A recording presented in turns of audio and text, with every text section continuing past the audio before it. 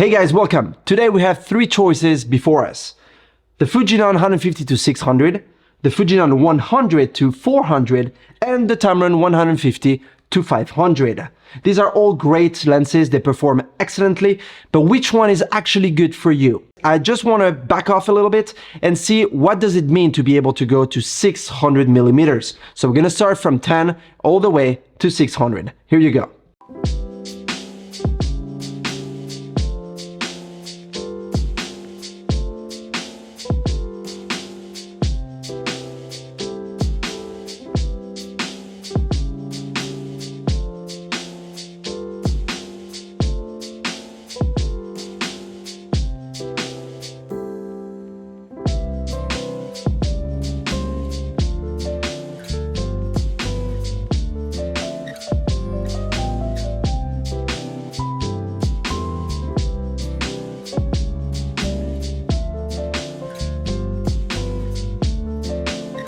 Let's now see how these three compare at f8. f8 being the maximum aperture for the 150 to 600, that way we're fair and square with the rest of the lenses.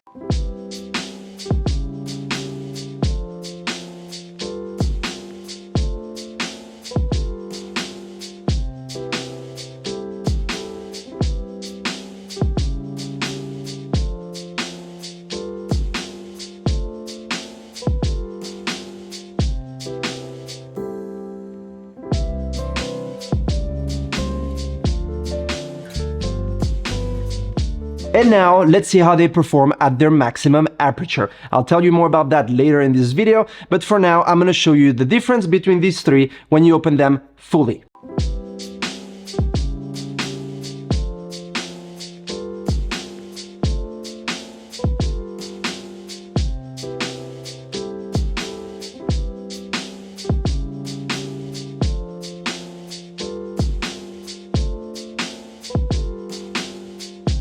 One interesting thing that I noticed, specifically on the Tamron, is its minimum focusing distance when zoomed out. You will see here the difference between the Fujinon lenses and the Tamron. Here you go.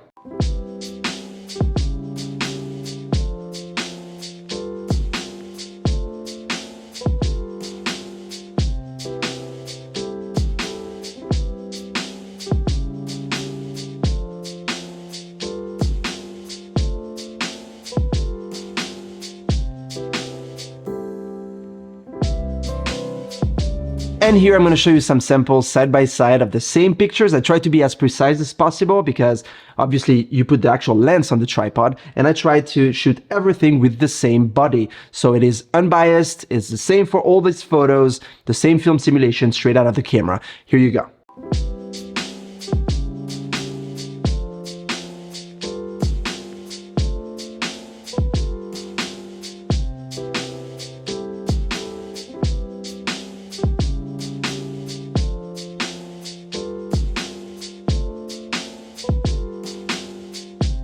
I'm sure you're curious to know how the moon would look if you were to use one of these lenses. Well, I shot it with the three of them, and here you go.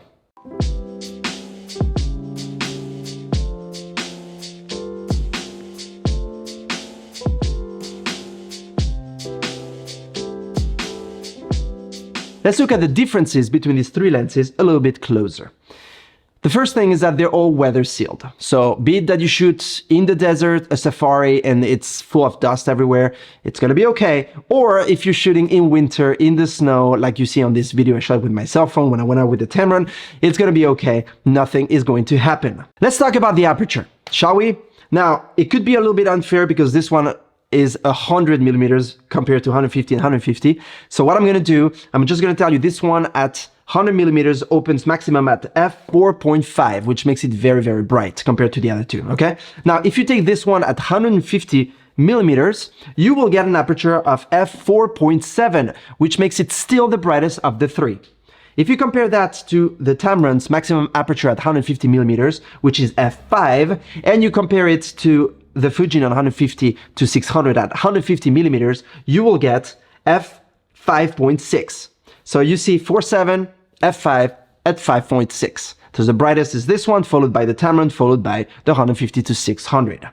Now, when you zoom them all the way out, If you take this one at 400 millimeters, you will get an aperture of f5.6, which is actually not that bad.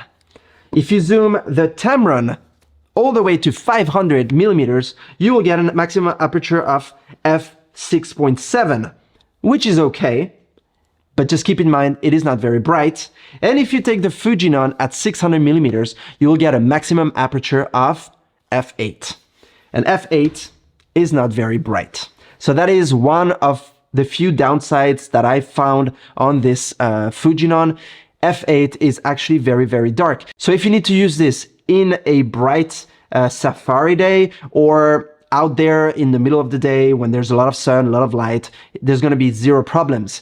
But as soon as the light goes dim a little bit, you're going to start running into issues. You're going to have to crank up your ISO and so forth. So just keep that in mind. And let's now talk, Jesus, about the weight.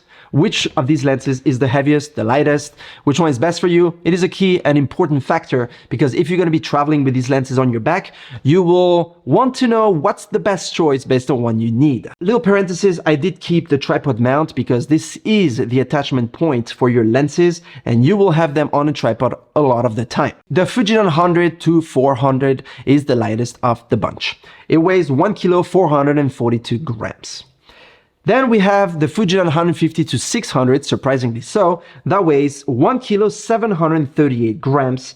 And finally, the Tamron 150 to 500, that weighs 1 kilo 865 grams. So it weighs a little over 100 grams more than the 150 to 600 from Fuji, which is a little surprising if you ask me, but there is, I think, a reason, and that is the materials choice, which I'll tell you more later in this video. And let's now talk about the size because I believe it is as important as the weight to know how big your lens is going to be and if you're going to be able to transport it in your bag. So they do give you a pouch for the 150 to 600, which is welcome.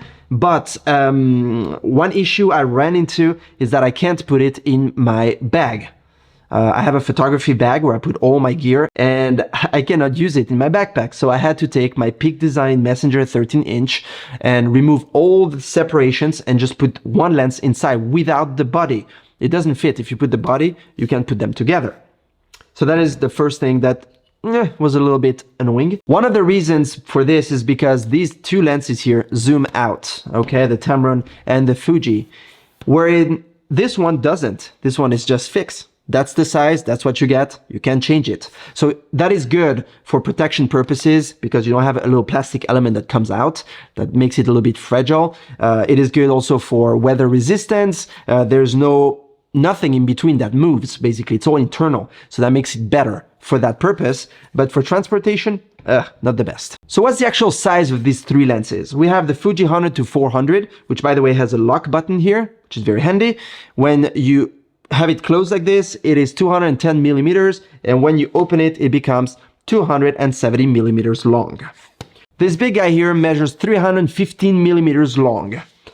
And the Tamron 150 to 500 measures 210, same as this one, and 290 when it's open all the way. Now I told you about this locking mechanism feature that we have right here. So this locks the lens from opening when you're transporting it. But one cool thing that Tamron did is no matter where you are on the focal length, see on the zoom, you can pull it up. You will see this white ring all around and it's basically locked. And when you pull down, it unlocks it. And that makes it very, very handy because if you are at some, specific focal length and you want to just lock it, you can do so.